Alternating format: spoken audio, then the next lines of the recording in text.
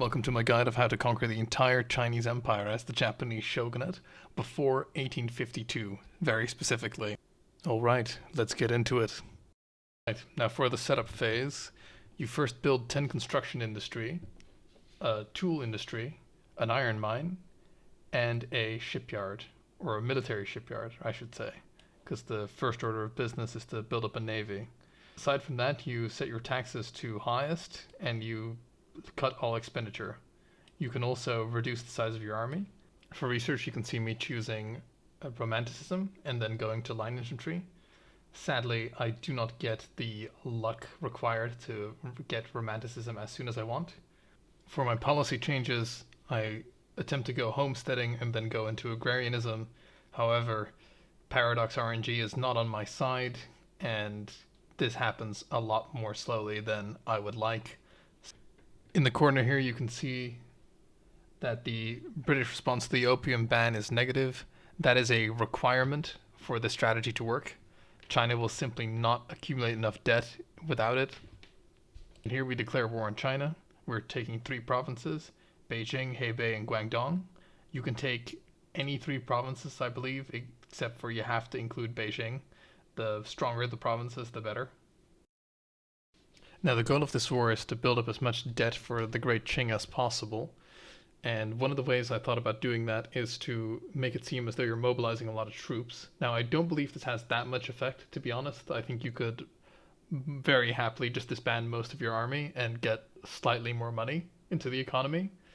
But I digress. This is all based on the run that actually succeeded. So, I don't know, maybe doing this pleases the RNG gods in some way. But yeah, you basically mobilize as soon as possible, make sure the Qing mobilizes, and then you're good. And then you just sit there for a while. Now, during the war, you want to start building up a navy. You can also kind of balance this as building up a navy and kind of building up your economy a little bit. The way I've timed it out is that you kind of want to start ending the war, thinking about ending the war about 10 years into it. So you have a lot of time to build up. But in that time, you will need to start building up a navy. You will need about 40 ships to actually do a successful naval landing on Beijing. And you will need line infantry tech. And if you can get it, professional army. I got a bit unlucky on this run with my reforms. You know, haha, paradox.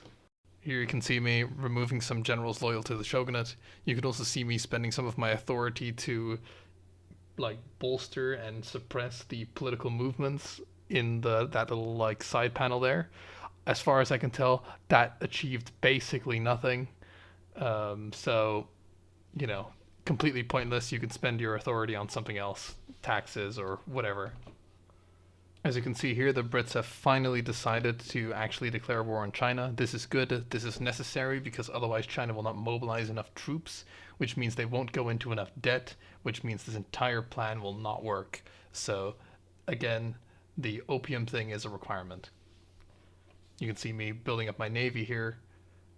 You can kind of optimize this a lot better than what I've done. You can do some economy buildings in between the navy buildings, but this was like my 3rd or 4th attempt, so I was a little bit tired, and my micro was becoming a lot more lazy.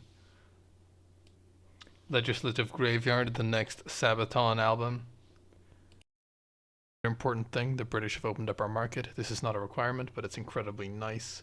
So you kind of want to make sure that either the Americans or the British have the ability to open your market, which means you need to not be too strong for that to happen. If you don't get this event, it's not the end of the world, but it does make things a little bit harder. You can see me checking the debt in 1841. 2 million is basically you're right about where you want it to be at. So yeah, just make sure that you have that in mind. If it's 0 at this point, you've probably messed up somewhere, or China has not used enough of its resources to actually go into debt. We skipped ahead a few years. It's now 1844. Here you see me doing the first naval landings. Just looking at this run without knowing the end result, it seems like a terrible run. Usually by this point you'd be researching agrarianism and not homesteading, but I digress. You can see me do a couple of failed invasions because I got a bit impatient and decided to do a naval invasion with just 20 transports rather than the 30 to 40 that's actually necessary, but I will get it eventually. In the end, we finally landed. If I'd actually stuck to my guns and used 40 ships to land, then we would have done it quite cleanly. Instead, it took a lot longer than I wanted, but we got the right amount of debt, and we're going to get the capitulation, so that's good.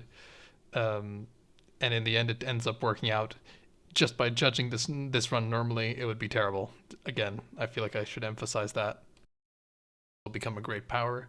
Now, you can either, depending on how your game has developed, it's either going to be Spain or Brazil that is going to be an easy great power to take on. They don't have a lot of ships, they don't have a lot of allies usually, and you can quickly get about 100 maneuvers worth of releases and war reparations. Here you can see me checking the Qing for debt, making sure that they're still actually accumulating debt and are not actually successfully paying it off. If they're successfully paying it off, you've probably lost at this point. Where you also see the simultaneous invasion of Brazil and Japan, and soon you should see the Heavenly Kingdom appear. Any second now. Can I be bothered to edit this? Yeah, there it is, Heavenly Kingdom. The Heavenly Kingdom War is a little bit random. The size of the Heavenly Kingdom is a bit random. It can either result in a white piece or the Qing winning. Usually the Heavenly Kingdom doesn't win. If the Heavenly Kingdom wins, hopefully they take on the debt and go bankrupt, and it's a better game for you. Usually what'll happen is the Qing will win, or it'll be a white piece. If it's a white piece, that can be good. It means that obviously what you'll take in one war from the Qing will be less, but they will also be far less likely to recover from being a minor power, because you are kind of racing against the clock as soon as bankruptcy happens. Here I peace out with Brazil and become recognized. Yay! After the Qing have their war with the Heavenly Kingdom, I make sure that their debt is still growing, and it is, which is good, which means we're still on track. At this point the Qing is bankrupt, however they still have not dropped out of great power status, and we still have a truce with them. At this point we just have to hope that our truce runs out before they reacquire great power status. We are racing against the clock because that bankruptcy modifier does not last for a long time. Off screen I've been trying to do things like increase the level of production for dies in Japan so that we are number one and we are number two and they're knocked out of number two to like number three spot so that they don't get as much prestige. But all that I think has been a bit for nothing. And now the moment of truth.